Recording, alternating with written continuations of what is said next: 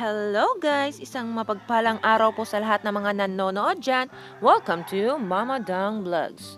So for today's video po ay nandito po ako mismo sa kulungan ng aking mga kambing.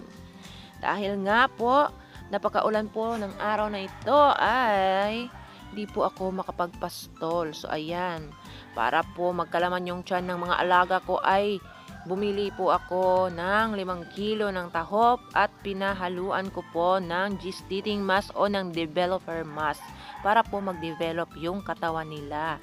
At kapag buntis yung kambing ay maganda rin po itong developer para po ma-develop po ng husto yung baby sa loob ng tiyan niya.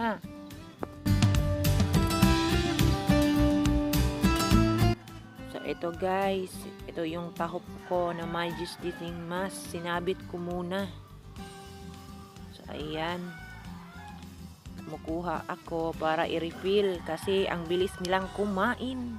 Gutom na gutom sila. Nagutom sila dahil sa lamig ng panahon. Oh, 'di ba? Gustong-gusto nila 'yan, guys.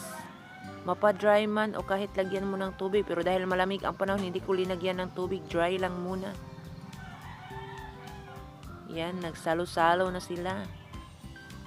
Nag-aagawan. So ayan guys, pinapakain ko sila ng ganyan lalo na kapag maulan yung panahon. Kasi nga basa yung mga dahon, yung mga ano po, damo. So yung pinapakain ko po is tahop po na may halo pong gestating mass. Kasi kawawa naman po, 'di ba? Para naman magkalaman yung tiyan nila, mabusog sila. So ayan, para hindi po mga yayat. Aga kasi ng ulan kanina.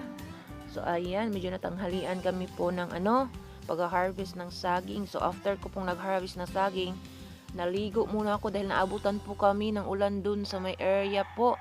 So ayan, pagkatapos pumunta na ako dito para mapakain ko na yung mga alaga ko. Pero kaninang umaga, naiwan ako dito ng mga dahon ng niyog.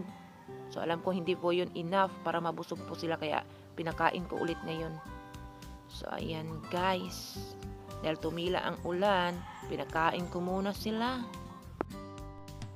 So hanggang dito na lang muna guys. Maraming salamat po sa panonood. God bless po sa inyong lahat. Thank you so much. Bye-bye.